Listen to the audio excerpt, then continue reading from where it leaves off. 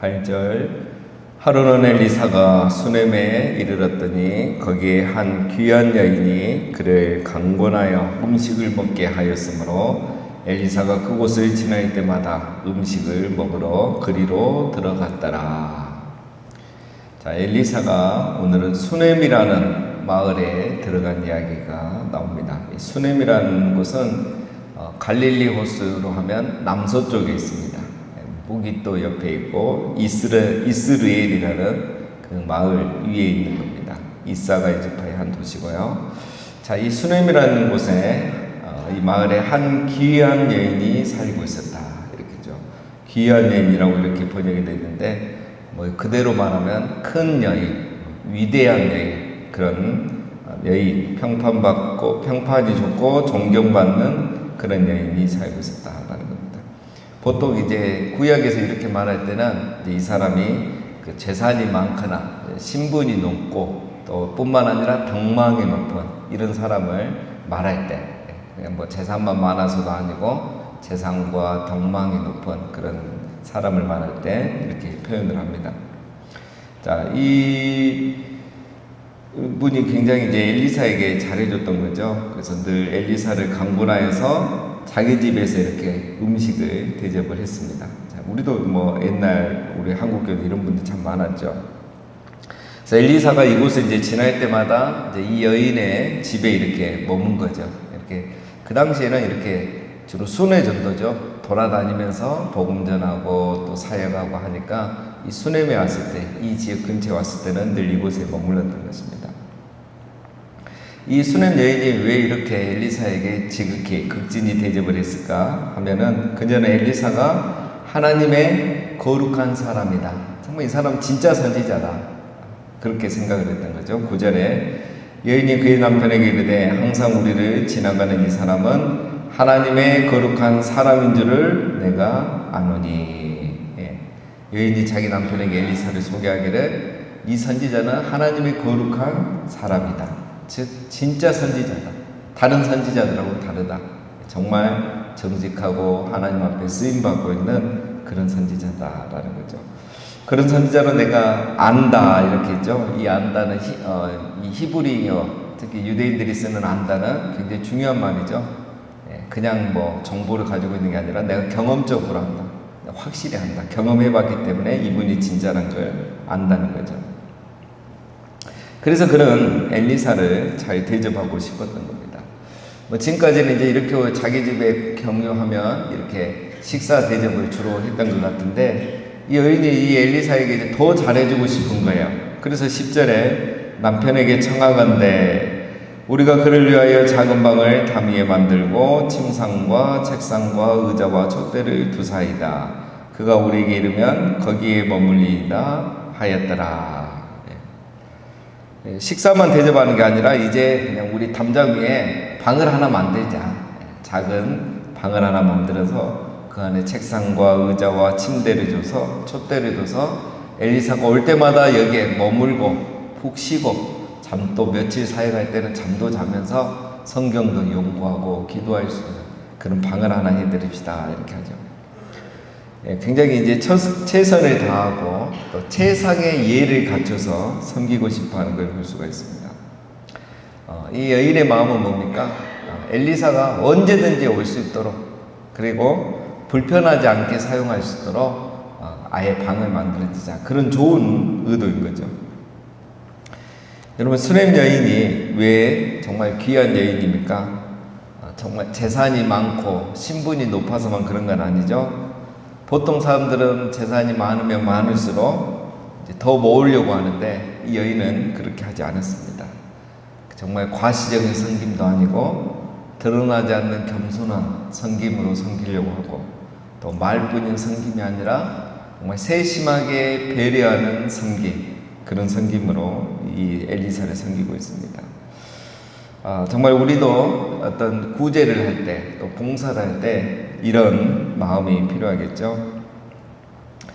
자, 이제 엘리사의 입장으로 생각을 하겠습니다. 그러면 엘리사가 이런 대접을 받을 때 어떤 마음이 들겠습니까?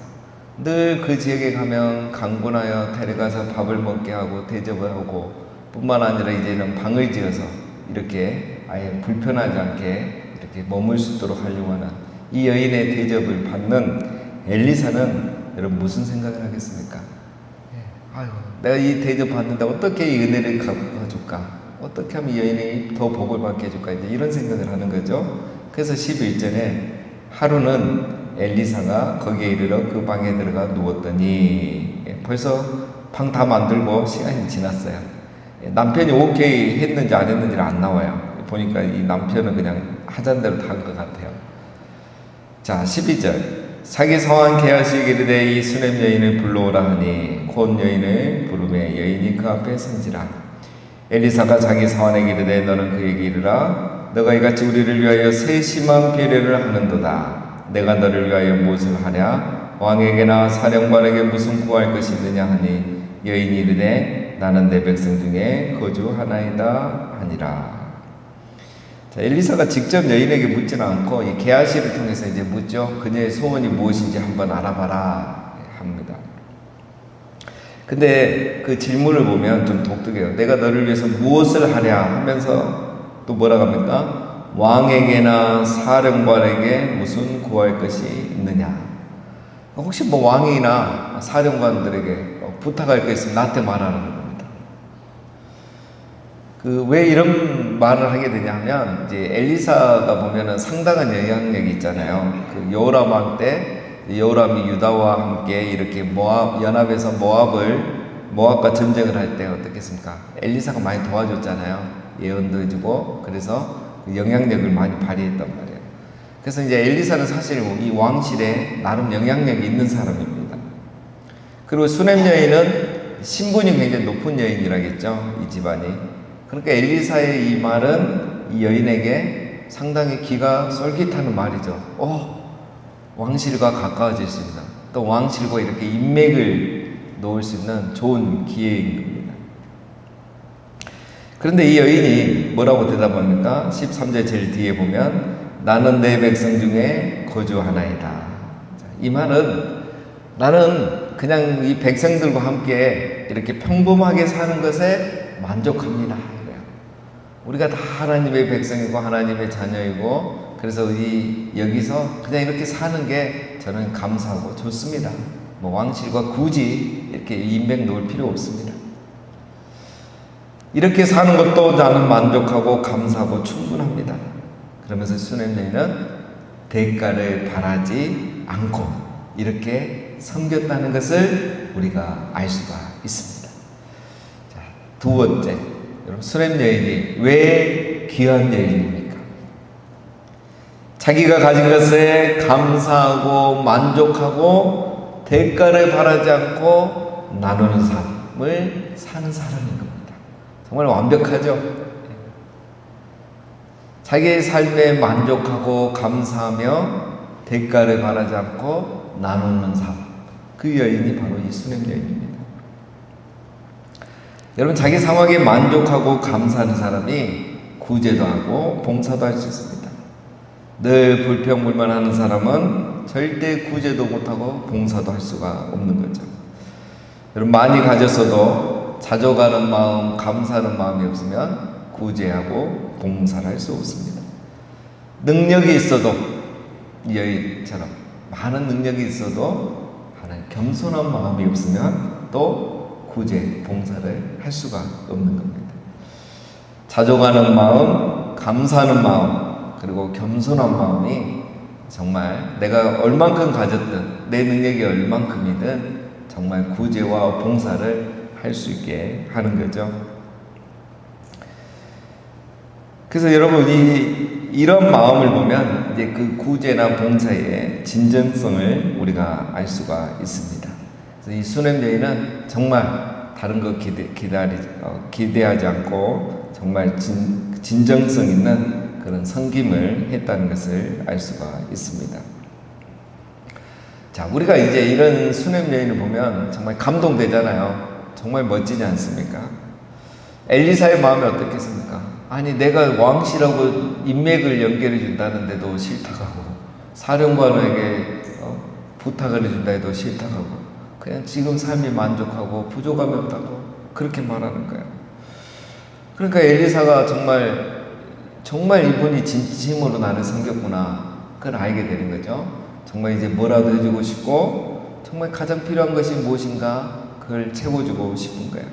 그래서 14절에 엘리사가 이르되 그러면 그를 위하여 무엇을 하여야 할까 하니 게하시가 대답하되 참으로 이 여인은 아들이었고 그 남편은 늙었나이다 하니 엘리사가 게하시에게 물었죠. 야, 정말 이 여인은 이렇게 진심으로 나를 섬겼구나. 그래도 보통은 이렇게 뭔가 기대하는 게 있는데 이 여인은 그런 거 없이 그냥 나를 진심으로 섬겼구나. 정말 이 여인에게 필요한 것이 무엇이 있을까? 물어보니까 이 게하시가 똑똑해요. 이 여인들이 다 가졌는데 하나 없는 게 있는데 아들이 없습니다. 근데 벌써 이제 남편이 늙었습니다. 이제 애가 될 나이가 아니라는 거죠. 그러니까 이 여인이 부족한 게 있었잖아요. 아들이 없었던 거예요.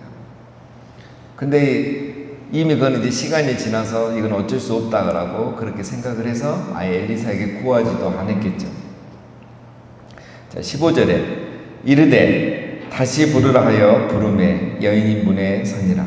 엘리사가 이르되 한 해가 지나고 이때쯤에 내가 아들을 안으리라 하니 여인이 이르되 아니로소이다. 내 주 하나님의 사람이여 당신의 계집종을 속이지 마옵소서 하니라.